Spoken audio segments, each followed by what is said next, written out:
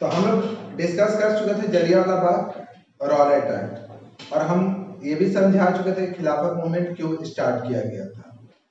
उसके गांधी जी ने non cooperation movement के बारे में बोला था, लेकिन नॉन कॉपरेशन मूवमेंट क्यों, टॉपिक है यहाँ पे वाई नॉन कॉपरेशन। तो हम लोग ब्रिटिशर्स के हिस्ट्री पे जाते हैं कि ब्रिटिशर्स जो इंडिया आए थे तो कैसे आए थे। तो आए थे शुरुआत में अगर आप बात कीजिएगा तो वो आए थे अराउंड 17th सेंचुरी में आए थे, और वो एज अ बिजनेसमैन आए थे। वो सबसे पहले बिजनेसमैन बन के आए, धीरे धीरे उन्होंने इंडिया में अपना बिजनेस स्टेबलाइज किया।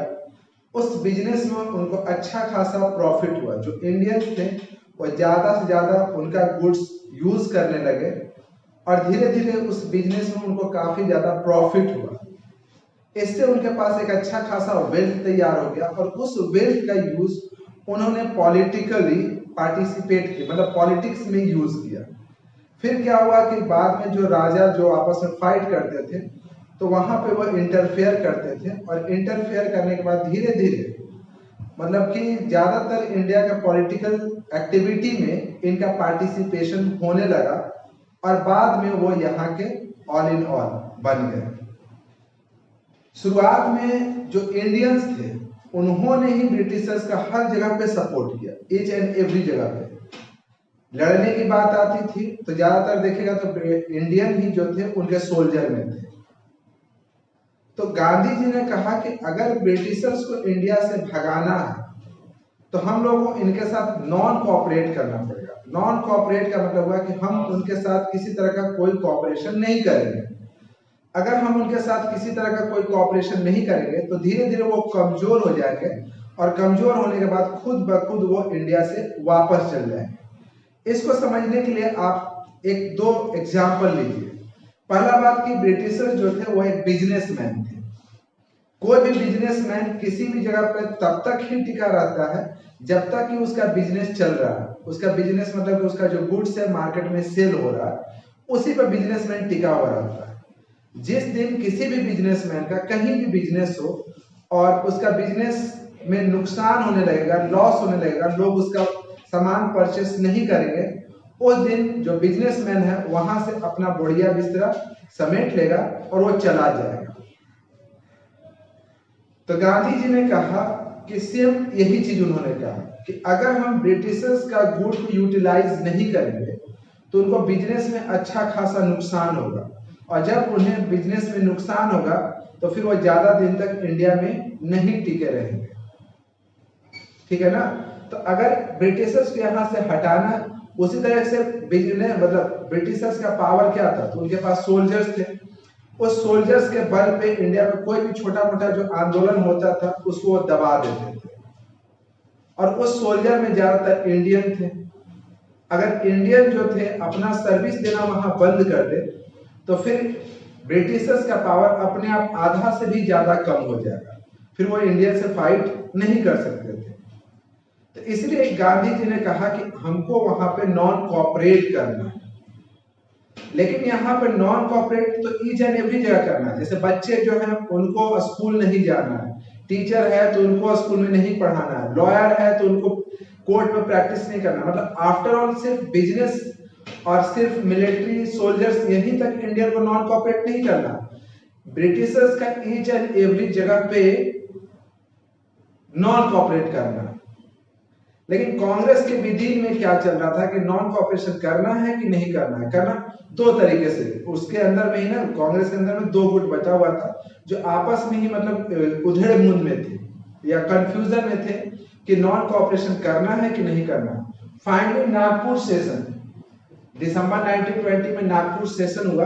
कांग्रेस का एक सेशन का मतलब होता है कि each and every year Congress के जितने भी लीडर होते हैं वो एक जगह पे मीटिंग करते हैं और वो अपना पार्टी का प्रोग्राम एंड पॉलिसी डिसाइड करते हैं कि अगला साल हम लोग को क्या करना है, हम लोग को क्या अचीव करना है, हमारा क्या टारगेट है, उसके लिए सारे लोग मिलते हैं। तो उसी तरह से कांग्रेस का एक सेशन हुआ 1920 दिसंबर 1920 में नागपुर में, और उसमें फाइनली डिसाइड कर लिया गया कि हम लोग नॉन कोऑपरेट करेंगे या नॉन कोऑपरेशन मूवमेंट को स्टार्ट करेंगे। फाइनली जनवरी, आप बात कीजिएगा जनवरी 1921 जनवरी 1921 में खिलाफत movement with non cooperation movement और खिलाफत मूवमेंट दोनों एक साथ शुरू हुआ। लेकिन ये जो नॉन कॉपरेशन मूवमेंट शुरू हुआ, इसको डिफरेंट पीपल ने डिफरेंट वे में लिया। अब उसी को हम समझते हैं कि डिफरेंट पीपल उस नॉन कॉपरेशन मूवमेंट को, या एक जो वर्ड हम लोग पहले स्वराज समझ लिए थे कि स्वराज को डिफरेंट पीपल ने किस तरीके से लिया, तो हम लोग सबसे पहले वही लिखा हुआ है कि different stand with in the town, कि मतलब कि शहर के अंदर में जो लोग थे नॉन कॉपरेशन मूवमेंट को किस तरीके से लिए। तो शहर में अगर बात करें तो शहर में बच्चों का क्या रोल है, टीचर का क्या रोल है, लॉयर्स, इवन जो मर्चेंट, उन लोग का क्या रोल था। सबसे पहले हम लोग आते हैं कि कांग्रेस के बारे में। कांग्रेस में ऑलरेडी बता चुके थे कि दो तरीके के लोग थे। एक गुट ऐसा था जो चाहता था कि लेजिस्लेटिव काउंसिल का जो इलेक्शंस है उसमें पार्टिसिपेट करें, जो चुनाव होने वाला था। जबकि दूसरा ग्रुप था, उनका मानना था कि non cooperation means non cooperation, मतलब हम चुनाव को भी बायकॉट करेंगे। इंडिया में मद्रास को छोड़ करके बाकी सारे ने नॉन कॉपरेशन अख्तियार किया, मतलब उन्होंने लेजिस्लेटिव काउंसिल का जो इलेक्शन था उसको बायकॉट किया। उसी तरीके से क्या हुआ था कि एक आपका पॉलिटिकल पार्टी में जस्टिस पार्टी, ये जस्टिस पार्टी का फॉर्मेशन किया गया था। ये नॉन ब्राह्मण्स का पार्टी था। नॉन ब्राह्मण मतलब कि जो ब्राह्मण नहीं थे उनको छोड़ करके उनकी एक पार्टी थी। और इनका था कि जिस तरीके से ब्राह्मण को कुछ प्रोविजन मिले हुए हैं, प्रिविलेज मिले हुए, उस तरीके से इन लोगों को भी मिले। अब हम शहरों के अंदर आते हैं। जैसे ही नॉन कॉपरेशन मूवमेंट स्टार्ट हुआ, उसी तरीके से सबसे पहले क्या हुआ कि जो बच्चे थे वो स्कूल जाना छोड़ दिए, दे बायकॉटेड द स्कूल। टीचर जो थे वो पढ़ाना छोड़ दिए, वो रिजर्वेशन देना छोड़ दिए। बहुत सारे जो लोग थे जो गवर्नमेंट जॉब करते थे, उन्होंने रिजर्वेशन देना शुरू कर दिया। बहुत सारे लोगों ने तो अपना टाइटल तक रिटर्न कर दिया। शराब की दुकानें पर पिकेटेड किया गया। पिकेटेड का मतलब था धरना देना। They picketed on the liquor shop. Liquor शराब को कहा था कि शराब की दुकानों पर धरना दिया गया। बहुत सारे जो इंडियंस थे वो ब्रिटिश गुड्स को बायकॉट करना शुरू किया। बायकॉट अभी जैसे कि देख रहे हो कि हम लोग चाइनीज गुड को बायकॉट कर रहे हैं कि हमको चाइनीज सामान को यूज नहीं करना, तो उसी तरीके से उस टाइम में इंडियन जो थे वो ब्रिटिश गुड्स को बायकॉट किया। और बायकॉट करने का एक नया तरीका उन्होंने अपनाया। जितने भी ब्रिटिश गुड्स थे, खासकर ब्रिटिश कपड़ा, उसको उन्होंने कलेक्ट किया। और कलेक्ट करने के बाद शहर के चौराहे जो होता वहां पे बॉर्निफायर मतलब जैसे कि जला दिया गया। जैसे आप देखे होंगे ना कि होलिका दहन में कैसा होता है, एक जगह पर बहुत सारा चीज कचरा उचरा ढेर जमा किया जाता है, फिर उसमें आग लगा दिया जाता है। तो उसी तरीके से उन्होंने क्या किया कि बहुत सारे ब्रिटिश क्लॉथ को जमा किया और जमा करने के बाद उसमें आग लगा दिया। इसका असर यह हुआ कि जो बिजनेस था, बिजनेसमैन के ऊपर इसका असर यह हुआ कि अब तो मार्केट के अंदर में जो बिजनेसमैन थे वो रिफ्यूज करने लगे ब्रिटिश गुड्स बेचने से, क्योंकि उनको पता था कि जो लोग हैं वो ब्रिटिश गुड्स को बायकॉट कर रहे हैं। तो बिजनेसमैन भी उस चीज को क्या कर रहा था कि रिफ्यूज कर रहा था बेचने से। इसका नतीजा हुआ कि सिर्फ 1921 से 22 के बीच में, सिर्फ एक साल के अंदर, जो ब्रिटेन से जितना भी क्लॉथ्स आता था इंडिया, वो सीधे हाफ हो गया। जो करीब 102 करोड़ का क्लॉथ ब्रिटेन से इंडिया आता था, वो सिर्फ अब कितना आया, 57 करोड़ का। बहुत सारे बिजनेसमैन तो बायकॉट ही कर दिए, बेचने से रिफ्यूज कर दिए। और इसका फायदा उठाए जो लोकल इंडियन ट्रेडर्स थे, उनको फायदा हुआ, क्योंकि अब मार्केट में इनका गुड्स ज्यादा से ज्यादा बिकने लगा। इनके पास एक अपॉर्चुनिटी था कि ये अपने गुड्स को मार्केट में बेच सके। लेकिन हुआ ये कि शहर के अंदर में ये जो नॉन कॉपरेशन मूवमेंट था वो धीरे धीरे करके स्लो डाउन होने लगा। शुरुआत में काफी जोर पकड़ा, बहुत सारे लोगों ने इसमें पार्टिसिपेट किया।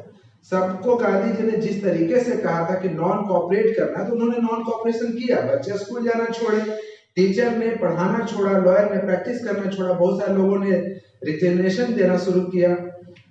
लेकिन फिर भी धीरे धीरे करके ये जो मूवमेंट था शहर के अंदर में स्लो होने लगा।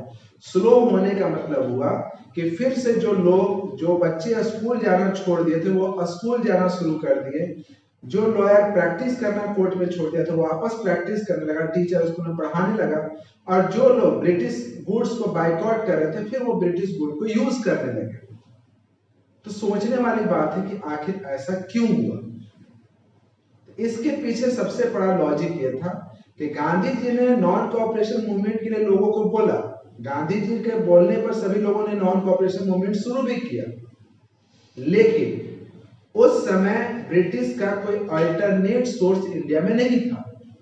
अल्टरनेट सोर्स कहने का मतलब हुआ कि बच्चे जो हैं ब्रिटिश स्कूल में जाना छोड़ दिए। ठीक है, बच्चे जो है ब्रिटिश स्कूल को बाइकआउट करेंगे, लेकिन बच्चे पढ़ेंगे कहाँ? उनके लिए इंडियन स्कूल तो होना चाहिए ना, लेकिन उस समय कोई इंडियन स्कूल था नहीं। एक रीजन, जो टीचर हैं वो स्कूल में ब्रिटिश स्कूल में नहीं पढ़ाएंगे, तो पढ़ाएंगे इंडियन स्कूल में, तो इंडियन स्कूल तो थे नहीं। उसके बाद जो आते हैं कि उन्होंने जो इंडियन थे ब्रिटिश गुड्स को यूज करना क्यों शुरू किया। एक्चुअली में क्या था कि इंडियन जो थे, इंडिया का जो कपड़ा होता है खादी कपड़ा था, और खादी कपड़ा काफी ज्यादा महंगा होता है। इवन आज भी देखिएगा ना कि in compare of synthetic clothes, आपका जो खादी कपड़ा है वो महंगा होता है। उस समय भी महंगा था, तो खादी कपड़ा काफी ज्यादा महंगा था। और आप जानते हैं कि इंडिया में उस समय ज्यादातर जो लोग थे वो काफी गरीब थे। तो एक पुअर पीपल के लिए उतना इजी नहीं था कि वो खादी कपड़ा को पहन सके या उसका वो एफर्ट कर सके कि वो खादी कपड़ा को पहने। उतना खर्च को वो एफर्ट नहीं कर पा रहा था, जिसके कारण वो वापस मजबूर हो गया कि वो मिल का बना हुआ कपड़ा को यूज कर सके। मिल का बना हुआ कपड़ा का मतलब क्या हुआ कि वही ब्रिटिश का कपड़ा को यूज कर सके। 9th क्लास के बुक में पढ़िएगा, क्लॉथिंग्स में दिया हुआ कि एक लेडी का स्टोरी है जो गांधी जी की बहुत बड़ी फॉलोवर रहती है। उसके हस्बैंड भी गांधी जी के बहुत बड़े फॉलोवर रहते हैं। तो गांधी जी को एक लेटर लिखती है, और लेटर में वही वर्ड लिखती है कि हम आपके बहुत बड़े फॉलोवर हैं, हम आपकी हर बात को मानना चाहते हैं, बट चूंकि आप जानते हैं कि हम लोग एक लोअर मिडिल फैमिली से बिलोंग करते हैं, और महाराष्ट्र के अंदर में औरतों को करीब करीब 6 मीटर लॉन्ग साड़ी पहनना पड़ता है, और इतना लंबा साड़ी खादी का खरीदना हमारे लिए मुश्किल है। हम उतना एफर्ट नहीं कर पा रहे, तो हम चाहते हुए भी आपको सपोर्ट नहीं कर पा रहे। इसका उनको दुख था, उस लेडी को दुख था, उसको पता था। वो गांधी जी को यही बात लिखी, हम चाहते हैं आपका सपोर्ट करें, लेकिन हम कर नहीं पा रहे क्योंकि हम एफर्ट नहीं कर पा रहे। अब आप भूखे रह करके और किसी मूवमेंट में पार्टिसिपेट नहीं कर सकते, ये सही बात है। आज भी जो हम लोग होते हैं ना कि हम लोग कितनों बाइकआउट चिल्लाते हैं कि हमको चाइनीज गुड्स को बाइकआउट करना है, लेकिन फिर भी हम लोग चाइनीज गुड को बाइकआउट नहीं करते। इतना कुछ होने के बावजूद आज देखिएगा चाइना का बहुत सारा गुड्स मार्केट में बिक रहा है, और बिक नहीं रहा, धड़ल्ले बिक रहा है। क्यों बिक रहा है? तो प्राइस, क्योंकि चाइना का जो जितने भी गुड्स होते हैं उसका प्राइस जो होता है वो काफी लो होता है in compare of Indian goods, चाहे वो मोबाइल हो चाहे कोई भी इलेक्ट्रिकल इक्विपमेंट हो। उसी तरीके से उस समय टेक्सटाइल जो कपड़ा था वो ब्रिटेन का कपड़ा जो था इंडियन कपड़े के कंपेयर में काफी सस्ता था, जिसके कारण जो लोग थे वापस मजबूर हो गए उस ब्रिटिश के मिल के बने हुए कपड़े को पहनने के लिए, और जिसके कारण ये धीरे धीरे मूवमेंट जो था वो स्लो डाउन होता चला गया। और फाइनली स्लो डाउन होने के बाद 1922 आया। 1922 में एक गोरखपुर के अंदर में एक थाना था, ठीक है ना, एक थाना था गोरखपुर के अंदर में, चौरा चोरी जगह का नाम था। उस थाने पे कुछ रिवोल्यूशनरीज ने हमला कर दिया। मूवमेंट ऐसे भी स्लो डाउन हो रहा था, और उसी बीच में कुछ रिवोल्यूशनरी जो थे वो थाने पे हमला कर दिए और थाने में आग लगा दी, जिसमें करीब करीब 22 ब्रिटिश पुलिस जो थे और कुछ लेडी भी थी वो जल गए। गांधी जी को यह बात काफी बुरा लगा, क्योंकि गांधी जी ऑलरेडी बता चुके थे अहिंसा, नॉन वायलेंस, आंदोलन करना है लेकिन नॉन वायलेंस होना चाहिए। तो चूंकि रिवोल्यूशनरी जो थे वो वायलेंस का फॉर्म ले चुके थे, तो इसलिए 1922 में after this incident Gandhi ji ने नॉन कोऑपरेशन मूवमेंट को बंद कर दिया। ठीक है, यहां तक आपको समझ में आया। लेकिन उससे पहले आप एक चीज और पढ़िएगा कि जब ये Gandhi ji non cooperation movement को स्टार्ट करने वाले थे, तो पता है ना कि गांधी जी मतलब कि कांग्रेस के अंदर में ही दो गुट था। एक गुट जो था वो चाहता था कि इलेक्शन में पार्टिसिपेट करे, जबकि दूसरा गुट चाहता था कि बाइकॉट मतलब कंप्लीटली बाइकॉट करना। तो इसके कारण क्या हुआ था कि कांग्रेस के विदिन में सीआर दास और मोतीलाल नेहरू ने कांग्रेस के अंदर में ही एक और दूसरी पॉलिटिकल पार्टी का फॉर्मेशन कर लिया, और जिस पॉलिटिकल पार्टी का नाम था स्वराज पार्टी। और ये पार्टी चाहता था कि जो लेजिस्लेटिव काउंसिल का इलेक्शन है उसमें हम पार्टिसिपेट करें, और पार्टिसिपेट करने के बाद लेजिस्लेटिव काउंसिल के मेंबर बन करके तब ब्रिटिशर्स पर दबाव डालें। तो आपको कुल मिलाकर के समझ में आया कि नॉन कोऑपरेशन मूवमेंट में शहर के अंदर में क्या क्या घटनाएं घटी। क्लियर है? ठीक है।